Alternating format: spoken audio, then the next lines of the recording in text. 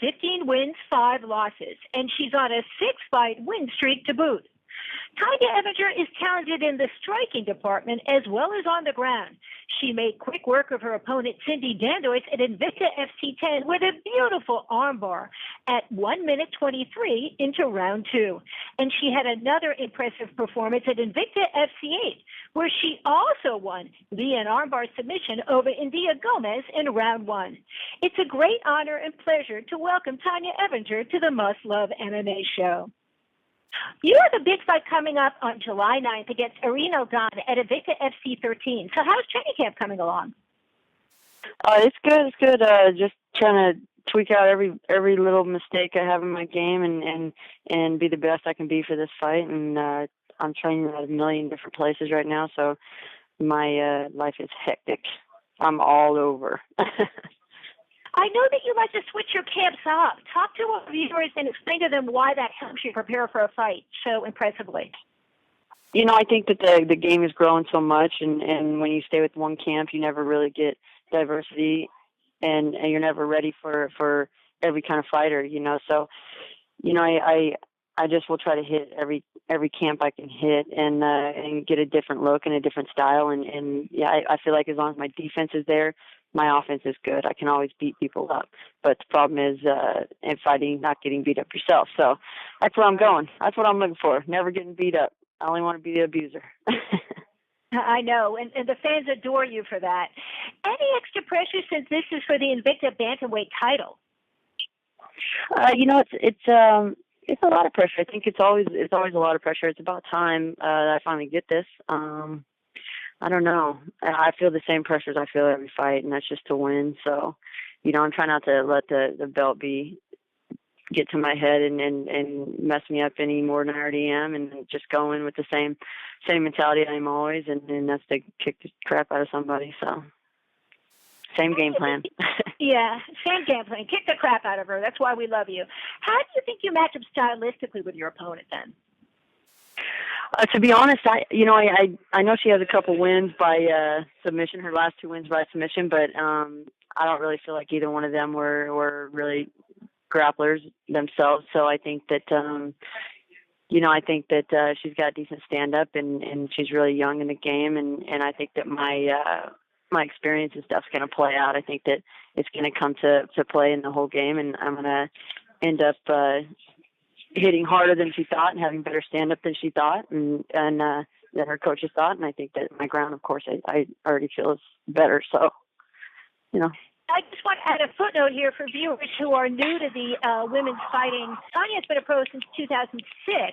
Aldana has only been fighting since 2012. So I would agree with you that having that experience probably is going to give you a clear advantage over her. Would you not agree? Yeah, I definitely agree. I think that when it comes to like this game, I think that, you know, age plays a big part of it in the long run. But I don't feel like I'm out of my prime by any means. I still feel like I'm still killing people and finishing fights and doing what I need to do to win, and you know that's important. So as soon as I start getting my butt kicked, then I'll change it up a little bit. I don't think that's going to happen. You fought everywhere from Manila to Honolulu. The last time you were in Vegas, according to my research, shows was September 4th, 2013. Are you excited to be fighting in Vegas again? Yeah, you know, it has been a long time. When did I fight there? When I fought for Tough Enough a long time ago. Right. And shoot, it's been a long time. I'm excited to be back. You know, I think that this is one of the biggest shows for us. Of course, I'd like to see a bigger card, you know, but you know, we can only do. I don't know the details of all that, but you know, I think that every fight that they got on this card is a top-notch fight, and they're all going to turn out really good, and we're going to have a good showing and bring a lot of publicity to the promotion itself, you know. So I'm excited.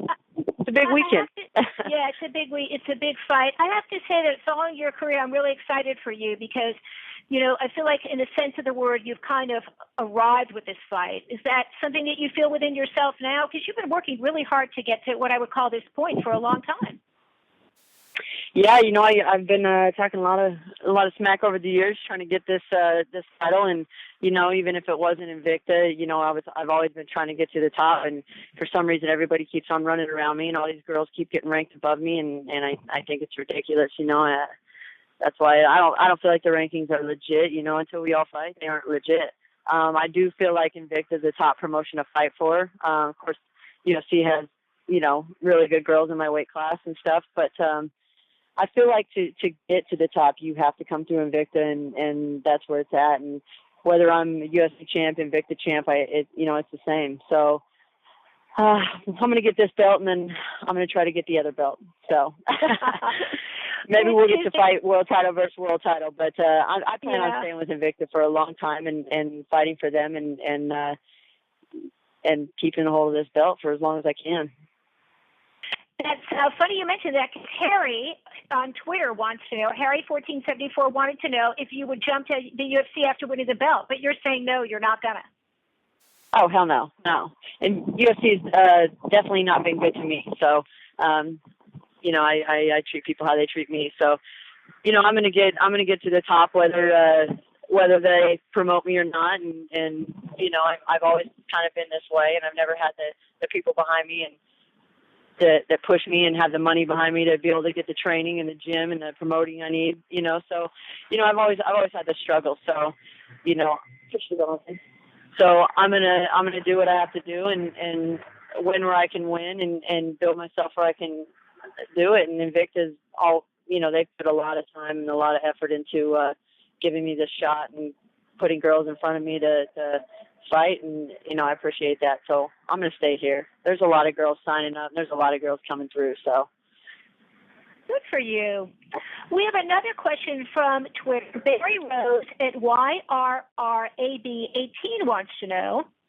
This is kind of old news, Barry, but we'll ask the question for you anyway. How did you lose to Gina Carano by submission when Tonya's a great wrestler and Carano's only a striker? I can't really explain that to somebody that hasn't been in there. I think that, athletes might understand, but I think that, it was a situation where, it was a big show. I didn't really get treated the right way. I don't think they offered me money to lose the fight right away. Of course, I didn't take that. Wow. And it was a pretty upsetting deal. And then when I got there, I didn't, they put me in my cornerman room, and then all of a sudden that wasn't my cornerman room. I needed to move farther away from where Gina's corner was, and they put me over somewhere else. And then all of a sudden that wasn't my corner room. Then I had to warm up outside, it was completely ridiculous. I was brought in as a can, and I think that all that stuff kind of got to my head. That was a fight that I never should have lost. And, to be honest, I wasn't getting choked. I wasn't getting choked to tap.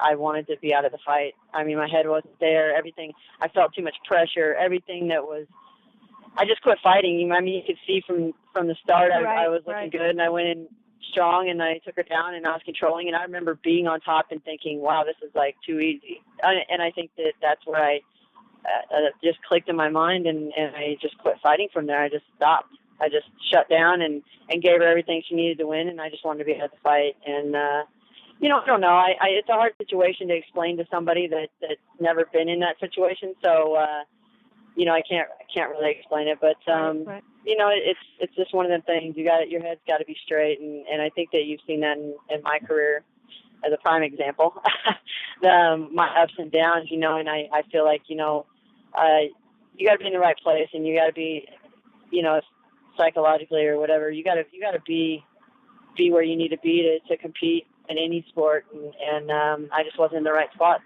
my whole career, so, live and learn. So.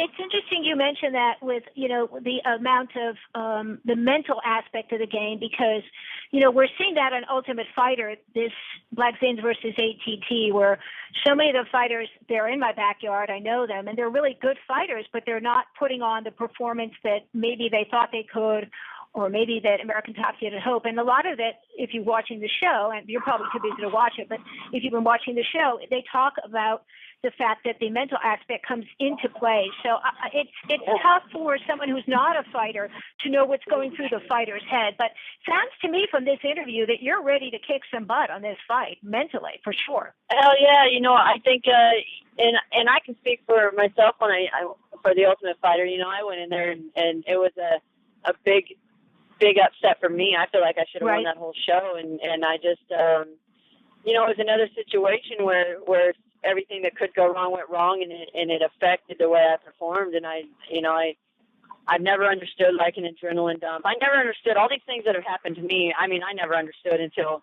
it happened to me. So, it's a situation where I just, everything didn't pan out the way it's supposed to. And a lot of people don't see what happens behind the scenes. They don't know. They think we come in and we're ready to go and we want to kill everybody, and we get in there and we just fight. And, and that's just not how it happens. I mean, if you aren't scared going into fight, there's something wrong with you. I can guarantee everybody's scared. Unless you're crazy, you're scared. Even if you're the top-notch person, you're scared. And whether you got to fake that confidence, whether you got to build a rivalry, whatever it takes to create that fight in you, people do. And the Ultimate Fighter is a really, really hard situation, because you got to, I mean, you're in an atmosphere where you have no control. You don't have the support behind you. You don't have anything that you are used to and anything that you need behind you. So it's in its own self a whole new animal, So, people don't understand that kind of stuff. We have another question from Chris Montgomery at the Bad Monty on Twitter. When is she going to get a dealership sponsor? She can get rid of that, and I'm not sure what this means, POS truck? Piece of okay. Yeah. Okay, Bad Monty. I have a really badass truck. I have a badass truck, but the motor blew up, and it is messed up because I just bought it. But I bought it used, so whatever.